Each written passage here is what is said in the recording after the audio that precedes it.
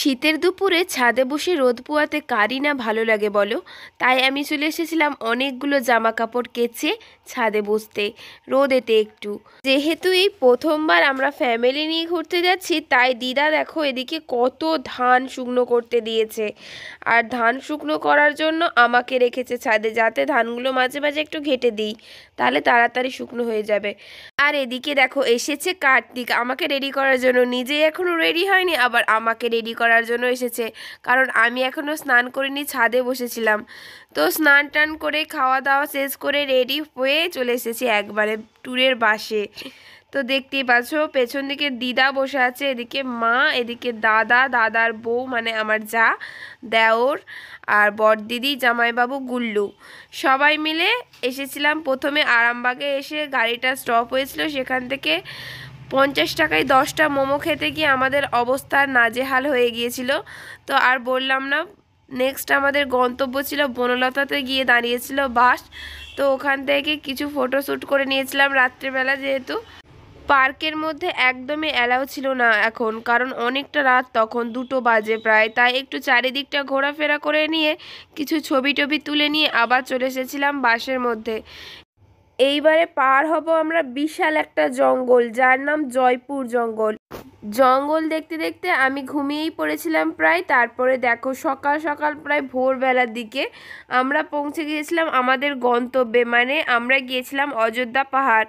যেহেতু অনেক সকাল সকাল নামিয়েছে, তাই আমরা আর সাইডে যেতে পারিনি। ওই কিছুটা জায়গার মধ্যেই, মানে ওখানে একটা ময়দান মতো ছিল, ওই ময়দানের মধ্যেই আমরা ঘোরাফেরা করছিলাম আর ওখানে রিলস বানাচ্ছিলাম। এদিকে দেখো সবাই ঠান্ডায় জড়ো হয়ে গেছে, যেহেতু পাহাড়ি এলাকা ভীষণ ওখানে ঠান্ডা।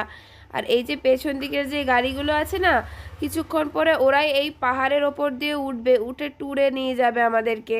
তো আমরা এসেছিলাম বাসে, আর তারপরে গাড়িতে করে ঘুরবো। বিয়ের পর এই প্রথম আমরা দুজনে কোথাও একসাথে ঘুরতে বেরালাম, আর একটা দিনের ট্যুরে। তো দেখতেই পাচ্ছ দুজনে মিলে হেঁটে হেঁটে কত সুন্দর গল্প করতে করতে এগিয়ে যাচ্ছি আমরা। আর দেন তারপরে আমরা চলে এসেছিলাম একটা ঠাকুর মন্দির ছিল সামনে, সেইখানে।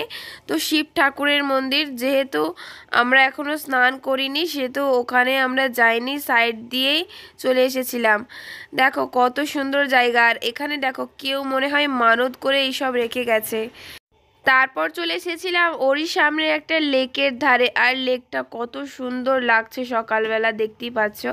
আর এদিকে দেখো আমাদের গল্পের নায়ক মানে নটুবাবু, ও হচ্ছে সারা রাস্তা হেঁটে হেঁটে গেল, দেন আমাকে কাঁধে করে নিয়ে বাসের কাছে এখন যেতে হচ্ছে, ও আর হাঁটতে পারছে না। হ্যালো গাইস, এখন আমরা উঠতে যাচ্ছি পাহাড়ে। তো চলো গিয়ে দেখা যাক আমরা কত দূর যেতে পারি।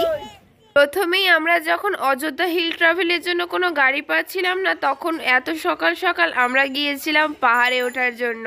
হেঁটে হেঁটে আমরা পাহাড়ে উঠবো, তাই জন্য আমরা এগিয়ে গিয়েছিলাম। দেখো আমরা হেঁটে হেঁটে কত দূর উঠতে পারলাম সেটাই তোমাদের সাথে শেয়ার করছি। এই যে এইটা দেখছো, যে এইটাই হচ্ছে আমাদের পাহাড়, মানে এটাতেই আমরা ফার্স্ট উঠবো। তো এই দিকটা দিয়ে রাস্তা, আর একটা ধাপ আমরা উঠে গিয়েছি, দেন আবার আমরা উঠছি। যে পাহাড়ের মধ্যবর্তী যে ছোট ছোট হাঁটা পথগুলো আছে ওই সাইড দিয়ে উঠছি, কারণ রাস্তা দিয়ে উঠতে গেলে অনেক দেরি হয়ে যাবে। ওই করে আমরা ওই শর্টের রাস্তাটা ধরেছিলাম। তো দু ধাপ ওঠার পরে আমরা আর উঠতে পারছিলাম না, উঠতে পারতাম বাট আমরা রাস্তা খুঁজে পাইনি, মিডিলের রাস্তা। তো বসেই গিয়েছিল সবাই, হাঁপিয়ে গিয়েছিল।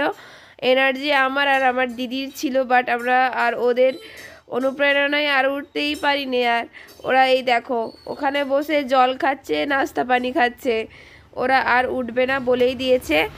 অ্যাট লাস্ট সবার কথা ভেবে আমাদেরকে নিচে চলে যেতে হলো, আর ওপরে একটু কিছু ভিডিও আর ফটোশ্যুটও করে নিয়েছিলাম, কারণ জায়গাটা খুবই সুন্দর দেখতে ছিল, খুবই সুন্দর লাগছিল।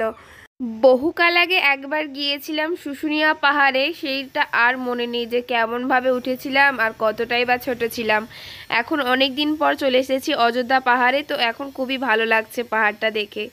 তো পাহাড়ে এই তো সবে শুরু ঘোরা, এখনও অনেক কিছু বাকি আছে, ঝর্ণা আছে, লেক আছে, কত সুন্দর সুন্দর মার্বেল লেক, অনেক কিছু আছে এখানে শুনেছি। তো পরপর এক জায়গার পর এক জায়গা যাব।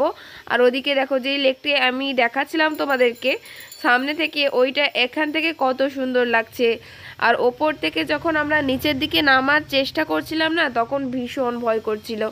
দেখো কতটা মানে নিচু আর খাদের মতো লাগছে দেখতে, ভয় লাগছিল। তবুও আমি একটু নেমে ভিডিও শ্যুট করেছিলাম। আর এদিকে দেখো কতটা ঢালাই রাস্তা করে দিয়েছে, তাই কতটা ঢাল।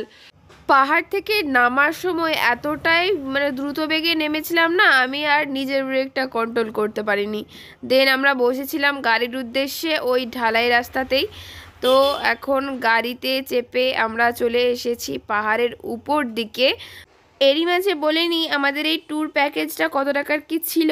যেমন আমরা চেপেছিলাম আমাদের বাড়ির কিছুটা দূর থেকে, যেমন বড়ডঙ্গল ব্রিজের কাছ থেকে, ওখান থেকে আমাদের ট্যুর প্যাকেজ নিয়েছিল 800 টাকা বাসে। দেন আমরা এখানে পৌঁছানোর পরে যে গাড়িটাই করে যাচ্ছি এখন, সেটাই নিয়েছিল 150 টাকা, মানে মোট হলো 950 টাকা। ট্যুরের এই মাথা পিছু 800 টাকার মধ্যে খাওয়া দাওয়াও ছিল। সকালে দিয়েছিল চা, একটু বেলা করে দিয়েছিল প্রায় 11টার সময় লুচি আর আলুর দম। তারপরে দুপুরবেলার খাওয়া দাওয়ায় ছিল ফ্রাইড রাইস, চিলি চিকেন, ভাত, ফুলকপি আলু পোস্ত, ডাল, মাংস, চাটনি, পাঁপড়, মিষ্টি। আর রাত্রেবেলা একটা হালকা পাতলা খাবার দেওয়া হবে, যেহেতু বাসে করে আবার ফিরে আসতে হবে রাত্রের মধ্যেই, তো সেহেতু হালকা পাতলা একটা খাবার দেওয়া হবে। এই ছিল আমাদের 800 টাকার ট্যুর প্যাকেজ। কথা বলতে বলতে চলে এসেছি পাহাড়ের মধ্যবর্তী এলাকাতে, মানে পাহাড়ের একবারে মিডিলে চলে এসেছি। আর দেখো আমাদের যেহেতু দুটো গাড়ি ভাড়া করা হয়েছিল, তাই পরপর আমাদের দুটো গাড়িই এসেছে। আর আমরা চলে এসেছি একেবারে একটা লেকের ধারে। তো লেকের মিডিলে যে ব্রিজ আছে, এই ব্রিজ দিয়ে আমরা অন্য একটি পাহাড়ে যেতে পারবো।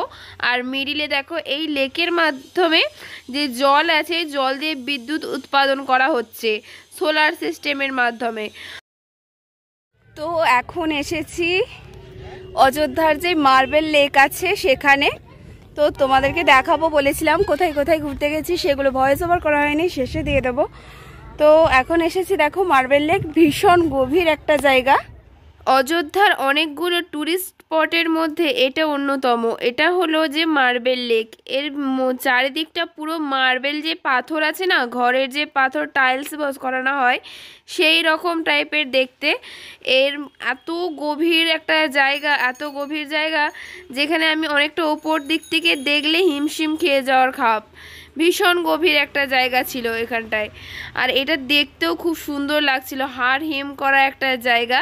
এখান থেকে পড়ে গেলে হয়তো মানুষ আর বেঁচে ফিরবে না। তাও দেখো দলে দলে কত ট্যুরিস্ট গেছে এখানের এই সৌন্দর্য উপভোগ করবে বলে।